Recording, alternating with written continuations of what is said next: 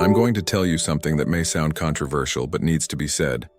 There's a hidden philosophy, almost invisible, practiced by millions of parents around the world, and it's destroying their children's ability to live authentically.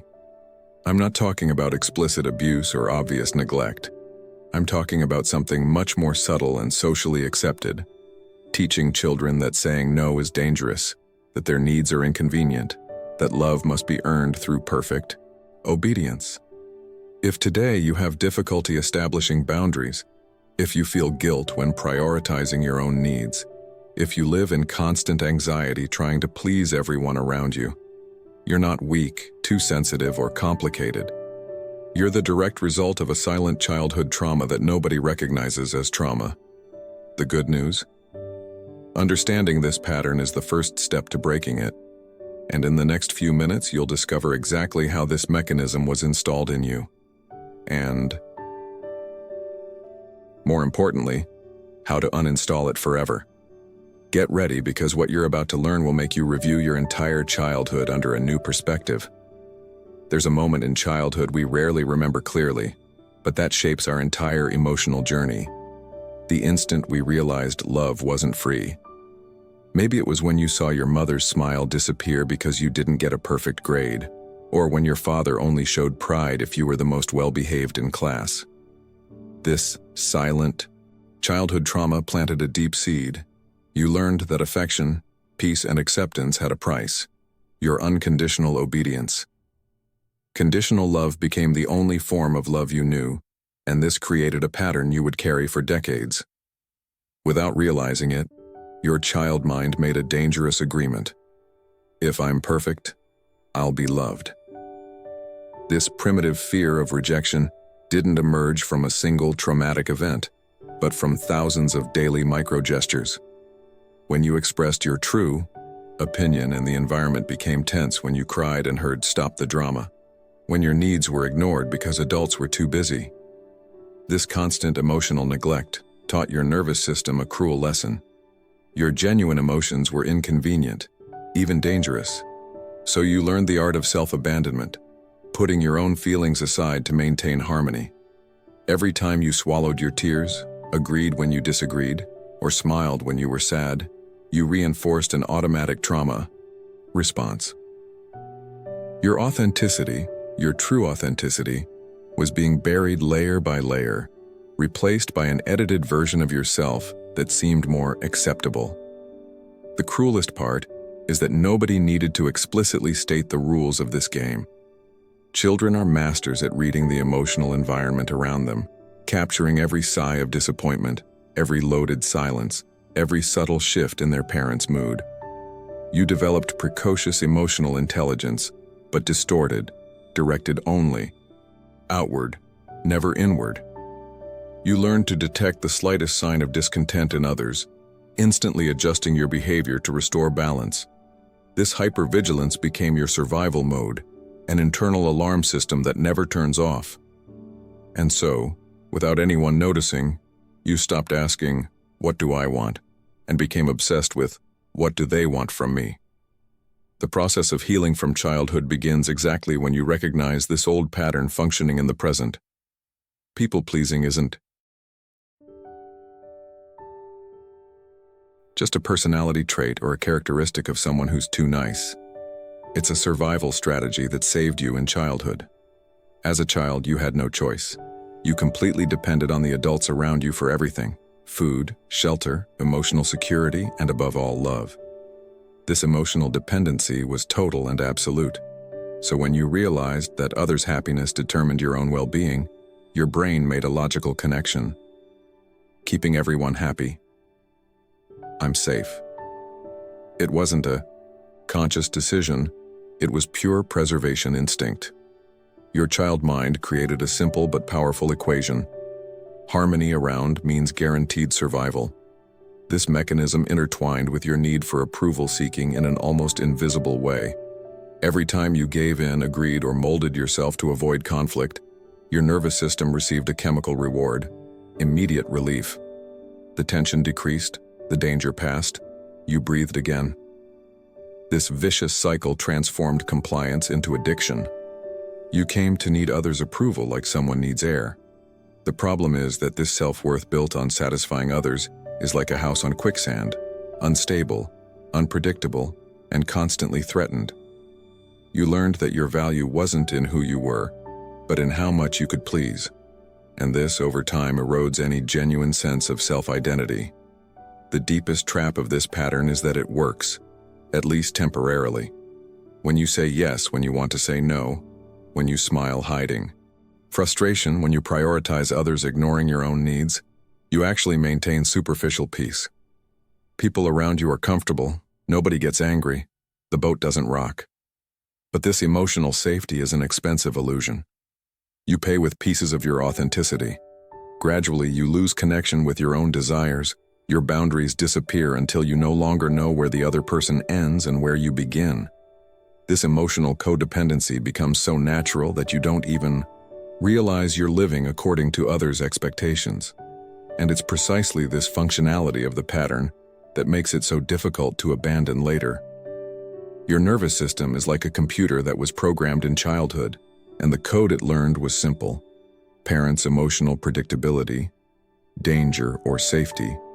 When your parents were emotionally unstable, sometimes loving, sometimes distant, sometimes explosive, your body entered permanent alert mode.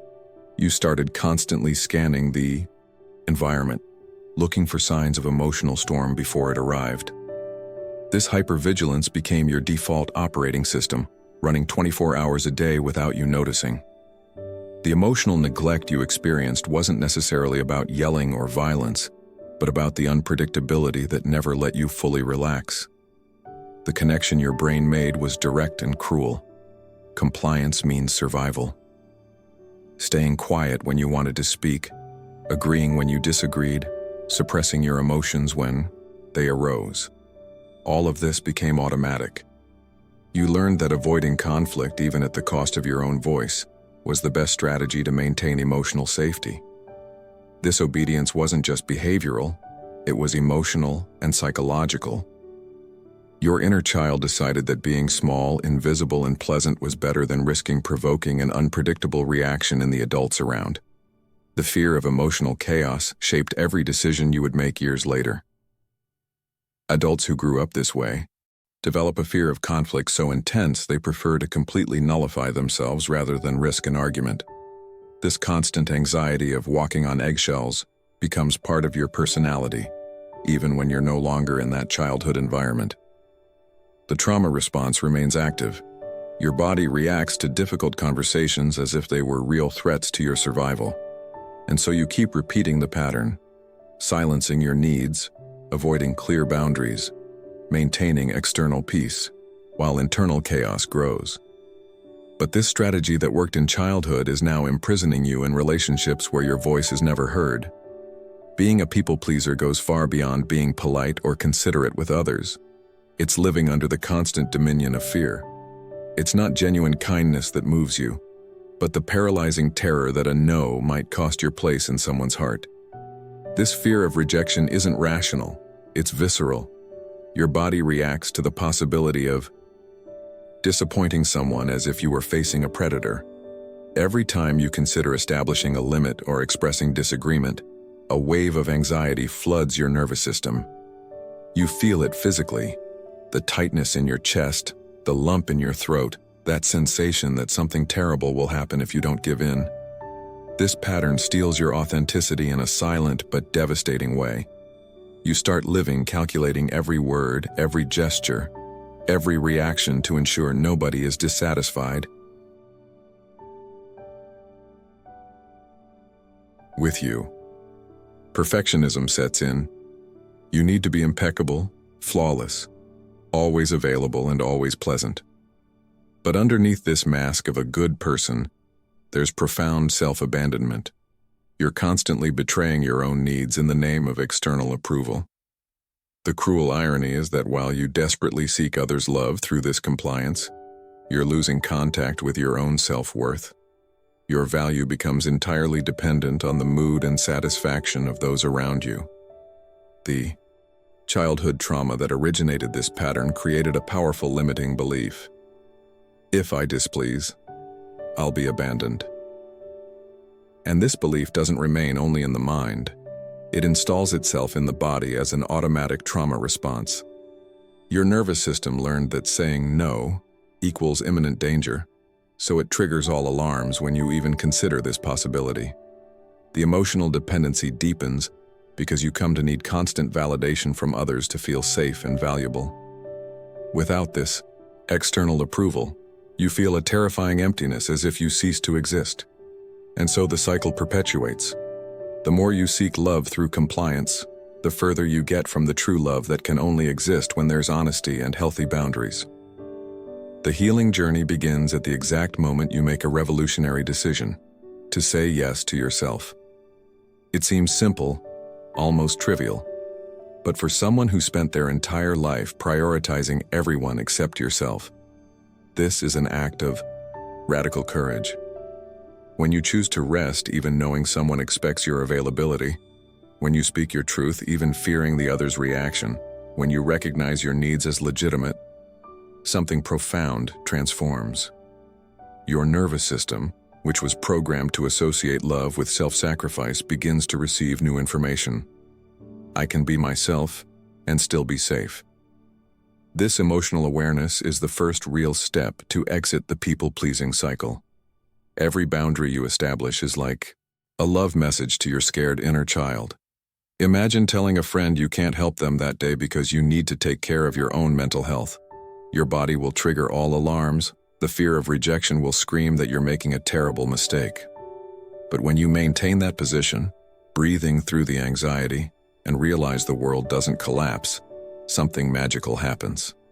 Your nervous system begins to understand that boundaries don't mean abandonment or danger. The emotional regulation you were never allowed to develop in childhood can finally begin to flourish. You discover you can have needs, express them, and still be loved. This trauma healing process isn't linear or comfortable. It's a daily practice of choosing your own honesty above false harmony. Start small. Say, "I need to think," instead of immediately accepting. Communicate when something bothers you, instead of swallowing it. Ask for help when you need it, instead of pretending you can handle everything alone. Each of these small actions is an exercise in self-acceptance, training for your body to learn that authenticity isn't dangerous. Over time, these choices build a new foundation of self-worth, not based on how many you please, but on how true you can be. And paradoxically, the more you establish healthy emotional boundaries, the more space you create for genuine connections based on who you really are. Here's one of the most painful paradoxes of the healing journey. You desperately desire love, but at the same time are terrified of it. It seems contradictory, but makes complete sense when you understand that true love requires something you were taught was dangerous: radical authenticity and clear boundaries. The conditional love of your childhood showed you a distorted version of affection. You received affection only when you behaved a certain way, when you suppressed your needs, when it was convenient. So your nervous system learned a cruel lesson. Real love, the kind that accepts you whole with flaws and limits, is a threat to your emotional survival. When someone offers you genuine love, the kind that doesn't require you to nullify yourself, that respects your no's, that encourages you to be honest even when it's uncomfortable, you panic. Your trauma response triggers all alarms. This is dangerous. If I show who I really am, I'll lose this love. The irony is devastating. You finally have before you what you always wanted, but the fear of rejection is so intense you begin to sabotage. You return to old people-pleasing patterns, hide your true opinions, avoid establishing boundaries, trying to guarantee you won't be abandoned. But by doing this, you destroy exactly what makes that love special: the possibility of being loved for who you really are. This fear of genuine intimacy is rooted in your deepest childhood trauma. You learned that being fully seen is dangerous. The emotional dependency you developed was based on performance, not real connection. You kept people close by being useful, pleasant, compliant, never by simply existing. The idea that someone could love you without you needing to constantly strive seems impossible, even suspicious. Your wounded inner child continues believing that love without self-abandonment doesn't exist, that honesty and boundaries will inevitably lead to rejection. And so you remain trapped, deeply desiring a real connection, but too terrified to let it truly happen. True. Transformation happens when you finally understand a liberating truth. You deserve relationships where you don't need to shrink to fit. For years, you believed your role was to make others comfortable, even if that meant suffocating your own voice, your desires, and your essence. This chronic self-abandonment made you believe that healthy relationships required your constant sacrifice. But reality is exactly the opposite. Genuine connections flourish when both people can be authentic with their imperfections, boundaries, and needs. Real psychological growth begins when you stop contorting yourself to fit others' expectations and allow people to truly know you. This journey of self-love and self-acceptance doesn't mean abandoning empathy or becoming selfish. It means finally balancing the scales. You can care deeply about others without losing yourself in the process. You can be kind without nullifying yourself. You can love without conditional love. True emotional intelligence includes recognizing your own emotions and needs with the same seriousness you always gave to others. When you establish healthy emotional boundaries, you're not rejecting people. You're creating space for relationships where everyone can breathe freely. People-pleaser recovery happens when you realize that keeping everyone happy was an impossible and exhausting mission that never brought you the promised peace. Real peace, that lasting emotional safety you always sought, doesn't come from perfectly pleasing everyone around you. It's born when you finally allow yourself to be imperfect, establish limits, say no without guilt, and exist without apologizing. Your nervous system healing happens when you repeatedly prove to yourself that you can be authentic and still be safe and loved. Approval-seeking gradually loses strength when you build unshakable self-worth, based not on external performance, but on genuine self-identity. And then, you discover something surprising. The people who truly matter won't abandon you for being true. In fact, they'll respect and love you even more. Your healing journey culminates in this moment of clarity. You no longer need to betray yourself to belong. So now tell me, how much longer will you wait to start truly living? How many more yeses will you say when your body is screaming no? How many more times will you betray yourself to maintain the false peace around you? This knowledge you just absorbed is worth nothing if it stays only in your head. It needs to transform into action. Start today, right now. Identify a situation where you usually automatically give in and practice establishing a boundary, even a small one. Observe your nervous system reacting, breathing through the fear of rejection, and prove to your body that you can survive being authentic. Your healing journey doesn't start tomorrow, on Monday, or when conditions are perfect. It starts the moment you decide your self-worth is no longer for sale. Are you ready to stop living according to others' expectations and finally build a life based on your own truth? Or will you continue shrinking, nullifying yourself, waiting for someone to magically give you permission to be yourself one day? The choice, for the first time, is genuinely yours. And if this content touched something deep in you, subscribe to the channel and activate notifications, because this is just the tip of the iceberg about emotional healing, trauma response, and the path to an authentic life. See you in the next video, where we'll dive even deeper into this transformation.